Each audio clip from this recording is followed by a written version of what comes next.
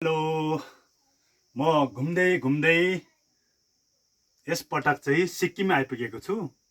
यो सिक्किममा रहेका 6वटा जिल्लाहरूमध्ये सोरेङ जिल्लामा आइपुगेको छु। आज म सोरेङ जिल्लाको यो केन्द्रमा रहेको सोरेङ बजारका विभिन्न दृश्यहरू कैद गरेर म सङ्कलन गरेर यो सामग्री बनाउँदैछु र यहाँहरू माझमा प्रस्तुत गर्नेछु। सोरेङ वास्तवमै रमाइलो ठाउँ, हेर्नु होला है, हेरिदिनुहोस् है। साथी, आज तपाईँ यो मेरो ब्लगमा चाहिँ एकदम नयाँ हुनुहुन्छ भने पाखरिनको ब्लगलाई सब्सक्राइब गरिदिनुहोस् है, सब्सक्राइब नबिर्सनुहोस् है। Thank you. यो सोरेङ बजार, मेन बजारभित्रको दृश्य चहलपहल देखिन्छ।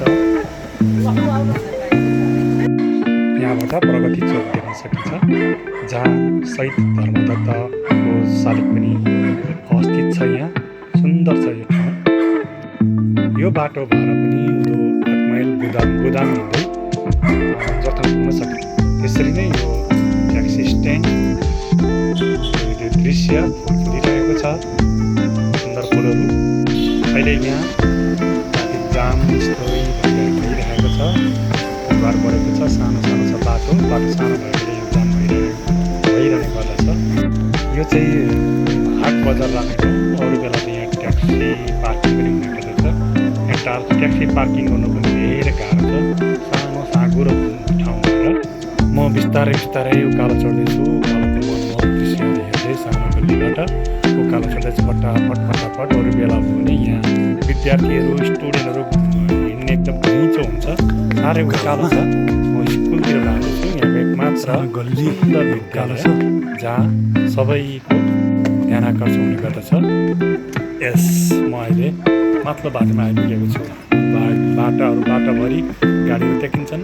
स्कुलको तल्लोपट्टिबाट स्पष्ट देख्न सकिन्छ केही भ्यूहरू। म चाहिँ अहिले सोरेङ बजारमा छु। सोरेङ बजारको यो माथिल्लोपट्टि स्कुल, सिनियर सेकेन्ड्री स्कुलको अगाडि छु। अनि यहाँ चाहिँ सोरेङको यो भ्यू, पहाडी भेगमा रहेको, पहाडी क्षेत्रमा रहेको यो सुन्दर बजार सोरेङ मनमोहक छ। यहाँको प्रकृतिले सबैलाई तानिरहेको हुन्छ। यहाँ यो तल देखिने यो सोरेङको डाँडा भन्ज्याङ भन्ने भनिन्छ। यता हाम्रो मुख्यमन्त्री साहबको घर पनि यता पर्छ। यो पहाडी देखिने सिङलिङ बजारको सिङलिङ एरियाको माथिल्लोपट्टि भाग हो।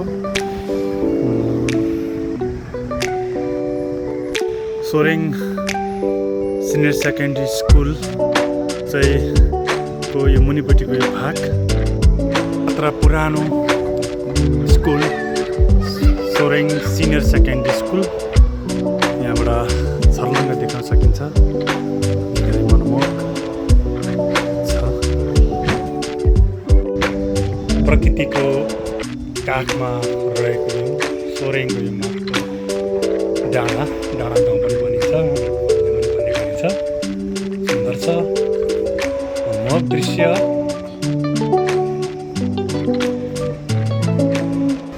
सिक्किमकै शिक्षाको इतिहासमा छुट्टै एउटा इतिहास बनाएको यो विद्यालय, यो स्कुल सबैको प्यारो छ। यो चाहिँ जोथाङबाट आउने बाटो छ। तमै जीवन र समाज संसार एक आपसमा गहिरो सम्बन्ध रहेको अनुभव हुन्छ। यो ठाउँ अत्यन्तै नजिकबाट सम्बन्ध रहेको यो ठाउँ, प्रकृतिले भरिपूर्ण भयो। यो ठाउँ बहुत चारैतिरबाट हेर्दा पनि रमणीय देखिन्छ। अब भने म यो विद्यालयको अगाडिबाट आज मैले लामो भिडियोहरू कैद गरेँ। सोरेङको भ्यूहरू पनि राम्रो देखाउन सकेको छु सायदै। र विद्यालयको परिसरलाई फेरि पनि अन्तिमपल्टमा निहाल्दै यो विद्यालयको अगाडि बनाइएको यो आकाश पुललाई स्काई ब्रिज पनि भन्ने गरिन्छ। यसलाई पार गर्दै अहिले परको सम्मको प्राकृतिक मनमोहक दृश्यलाई कैद गराउँदैछु मेरो क्यामेरामा। यो हो डाँडा गाउँमा रहेको एक छेउको यो भाग। यो सोरेङ बजारको दृश्य हो। यो पर देखिने यो सबै सोरेङ, माथि देखिने चाहिँ स्टेडियम हो, नयाँ स्टेडियम बनिँदैछ, धेरै माथि छ सोरेङ बजार। यो देखिने पारी देखिने चाहिँ त्यो पारी देखिने दार्जिलिङ पर्छ। पर देखिने यो डाँडाहरू चाहिँ भेरी डाँडा हो। यो चाहिँ एकदम अग्लो छ, रकैरकले बनिएको यो ढुङ्गाको पहाड अत्यन्त राम्रो छ। यहाँको ट्रेकिङ गर्न मजा आउँछ। यो माथि चाहिँ नयाँ स्टेडियम बनिँदैछ। यो हो सोरेङ बजारको एकमात्र खेल मैदान। यहाँ चाहिँ ठुल्ठुला गेमहरू पनि हुने गर्दछ, खेलहरू हुने गर्दछ। धेरै माथि चाहिँ हेर्न सकिन्छ पहाड। यो चाहिँ बनिँदै गरेको छ, अन्डर कन्स्ट्रक्सन छ। यहाँ कम्युनिटी हल लगायत ठुलो हल बन्दैछ।